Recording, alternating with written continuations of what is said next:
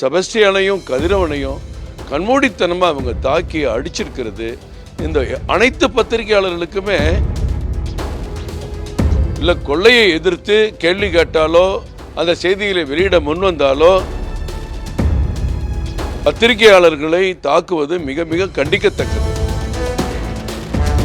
முன்னாள் தலைவர் அண்ணாமலை அவர்களும் கண்டனம் தெரிவித்திருக்கிறார். இது மிகவும் கண்டிக்கத்தக்கது. காவல்துறை உடனடியாக வழக்கு பதிவு செய்யணும். தமிழ்நாட்டில் தினசரி நடக்கிற சூழல் தானே அது. எல்லா பக்கமும் படுகொலை சம்பவங்கள், பயங்கரவாதங்கள், காவல்துறைக்குள்ள நிலையத்தில் போய் தாக்குதல் நடத்துறதெல்லாம் நம்ம பார்த்துட்ருக்கோம். பொதுவாக இந்த மணல் குவாரி, கல் குவாரி இதுக்கெல்லாம் ஒரு கட்டுப்பாடே இல்லாமல் தமிழகத்தில் மிகப்பெரிய கொள்ளை இந்த மணல் குவாரியில் தான் நடக்குது. அந்த பகுதியில் இருக்கிற தாசில்தார்கள், ரெவன்யூ அதிகாரிகள் யாருமே எதையுமே கேள்வி கேட்க முடியாது. ஒரு அராஜகம், அடாவடித்தனம். இப்படிப்பட்ட நிலையில் திமுக அரசாங்கம் இதெல்லாம் வேடிக்கை பார்க்கிறது.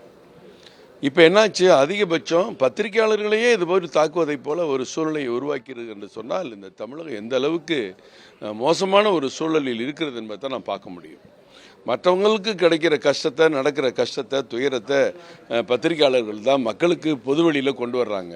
அவங்களுக்கே இப்படி ஒரு கஷ்டம் நடந்தால் எங்கே போய் சொல்ல முடியும்? அனுமதி இல்லாமல் மணல் குவாரி நடத்தி அந்த மணல் குவாரியை கண்டுபிடிச்சி இவங்க மணல் அள்ளக்கூடாது, எடுக்கக்கூடாது, அதுக்கிட்ட என்னமோ சட்டத்திட்டங்கள் நிறைய இருக்குது. ஆனால் எதையுமே ஃபாலோ பண்ணுறது இல்லை. நம்ம ஏற்கனவே இதில் இடி ஒரு கம்ப்ளைண்ட் கொடுத்து அவங்களும் பல லட்சம் கோடி இதில் ஊழல் நடந்திருக்குன்னு அவங்களும் வழக்கு தொடர்ந்து அதுவும் வழக்கும் அந்த வழக்கு பெண்டிங்கில் தான் இருக்குது. ஆனால் ஒரு இந்த செபஸ்டியானையும் கதிரவனையும் கண்மூடித்தனமாக அவங்க தாக்கி அடிச்சிருக்கிறது இந்த அனைத்து பத்திரிகையாளர்களுக்குமே இது அவங்களுடைய வாழ்க்கையில் ஒரு பெரிய ஆபத்தை ஏற்படுத்தியிருக்கு.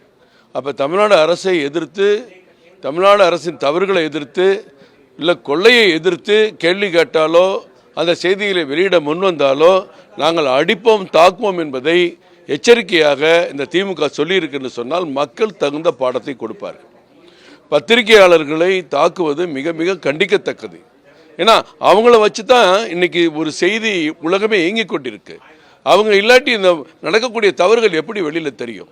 இந்த மணல் குவாரி நடக்கிற தவறையை சொன்னதுக்காகவே கதிரவனையும் பழனியாண்டியும் நியூஸ் தமிழ் பத்திரிகையாளர்களையும் அந்த ஒளிப்பதிவாளரையும் தாக்கி இருப்பது பாஜக மிகவும் கண்டிக்கிறது. எங்கள் தலைவர் நயனா நாகேந்திரன் அவர்கள் இதற்காக கண்டனம் தெரிவித்திருக்கிறார். முன்னாள் தலைவர் அண்ணாமலை அவர்களும் கண்டனம் தெரிவித்திருக்கிறார். இது மிகவும் கண்டிக்கத்தக்கது. அந்த தாக்கியவர்கள் மீது ஒரு நடவடிக்கை எடுக்க வேண்டும் என்று காவல்துறையில் போய் புகார் கொடுத்தா புகாரை எஃப்ஐஆர் கூட பதிவு செய்யாது. என்ன கண்மூடித்தனமான அரசு? இங்கே ஜனநாயகம் இருக்கா, சட்டம் இருக்கா, ஒழுங்கு இருக்கா? எதுவுமே இல்லையா? இதை நாங்கள் வன்மையாக கண்டிக்கிறோம். காவல்துறை இப்படி புகார் இன்னும் பதிவு செய்யாமல் இருக்காங்க. இன்னொரு பக்கம் இவங்களை இவங்க மேல வழக்கு பதிவு செய்யணும், நடவடிக்கை எடுக்கணும் அப்படின்றது இருக்கு. சாதாரண இப்போ செய்தியாளர் அப்படின்றதுனால இது வெளியில வருது. சாதாரண பொதுமக்களுக்கு இது நடந்தா இவ்வளவு தூரம் வருமானது கூட சந்தேகமா இருக்கு. செய்தியாளருக்கு இப்படி ஒன்று நடக்கும் போதே வழக்கு பதிவு பண்ணாம இருக்காங்க. காவல்துறையும் இவங்களுக்கு உடனடியா இருக்கக்கூடியது எப்படி சொல்றாங்க? காவல்துறை உடனடியாக வழக்கு பதிவு செய்யணும். வழக்கு பதிவு செய்யாட்டி அந்த காவல்துறை அதிகாரிகள் யார் வழக்கு பதிவு செய்யலையோ அவங்க மேலே நம்ம வழக்கு தொடுப்போம். இதுக்கு பாஜக துணை நிற்கும். அந்த நிருபர்களுக்கு, கதிரவனுக்கு, செபஸ்டியானுக்கு நேர்ந்த கொடுமைகளை கண்டித்து பாஜக அவங்களுக்கு துணை நிற்கும். நீங்கள் எஃப்ஐஆரை உடனே பதிவு செய்யணும்.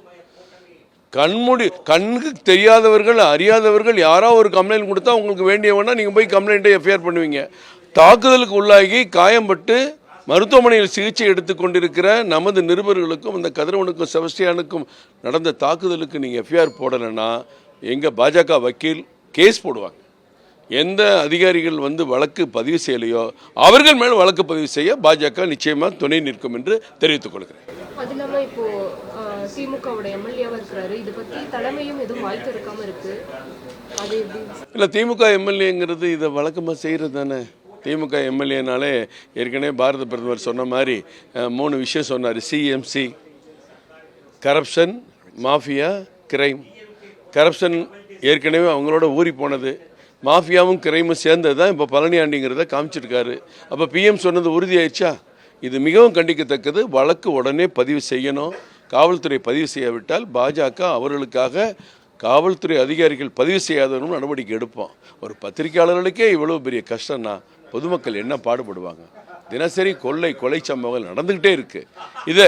இதையெல்லாம் போய் கண்டிக்க தெரியாம அது மேல நடவடிக்கை எடுக்காம கிரைமை கண்டுபிடிக்க முடியாத காவல்துறை பத்திரிகையாளர்களை தாக்கி இருப்பது வன்மையாக கண்டிக்கத்தக்கது.